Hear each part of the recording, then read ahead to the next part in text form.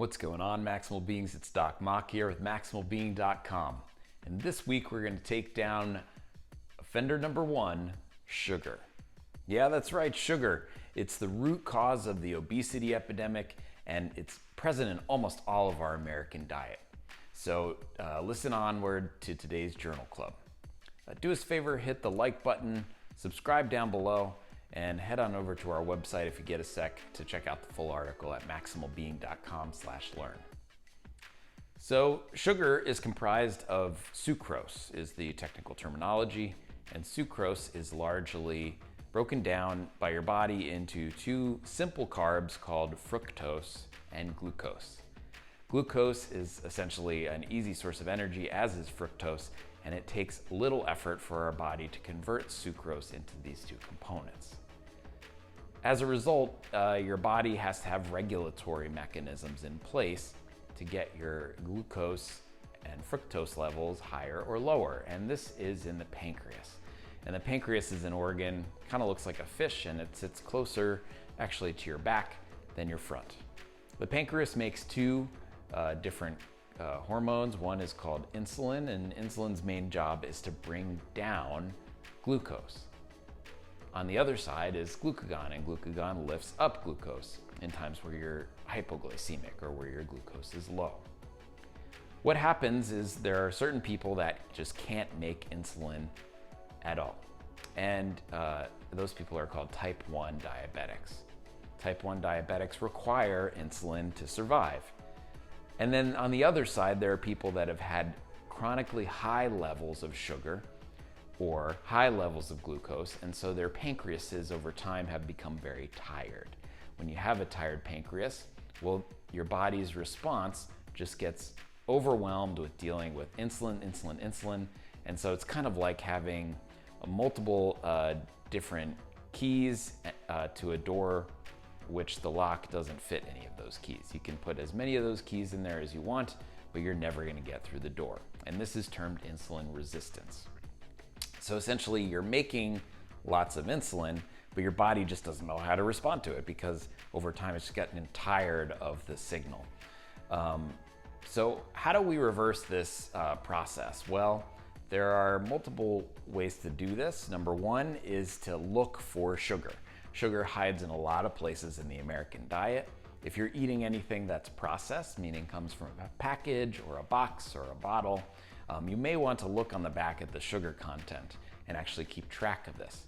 As just an example, most people should only have about 25 to 30 grams of sugar in a day maximally.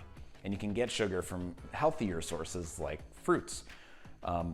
And again, equating one apple is essentially your whole daily value of sugar in that day. If you go over it, your body doesn't know what to do with that energy unless you're burning it off some way, and so it will store it as fat. And not all sugars are created equally.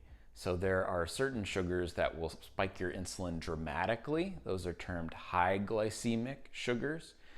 And then there are low glycemic carbohydrates or sugars, and those will spike your insulin just a little bit.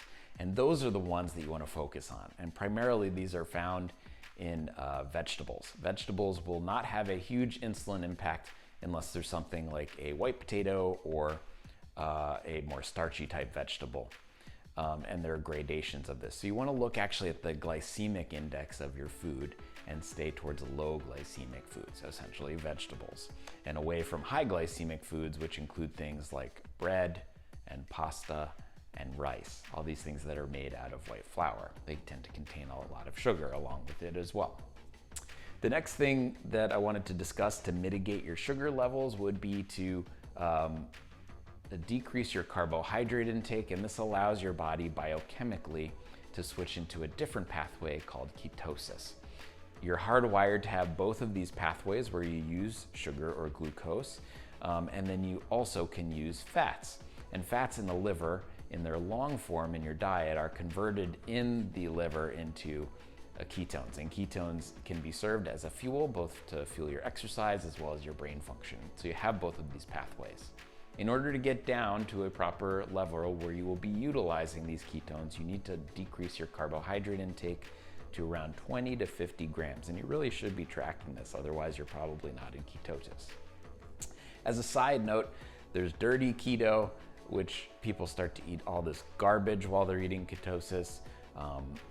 That isn't really what your body should be having, and although you may see some benefits of weight loss, it's really doing harm with all the processed garbage you're putting into yourself. So stay clean with keto. It's a simple formula, low carbohydrates.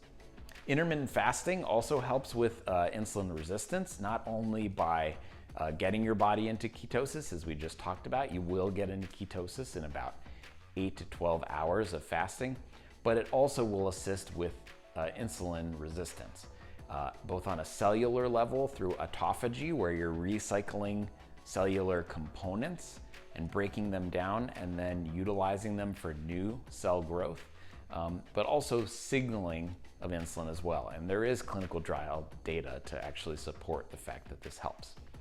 And then the last thing that you can do to support your insulin resistance issue and reduce the effects of sugar in your body is to exercise.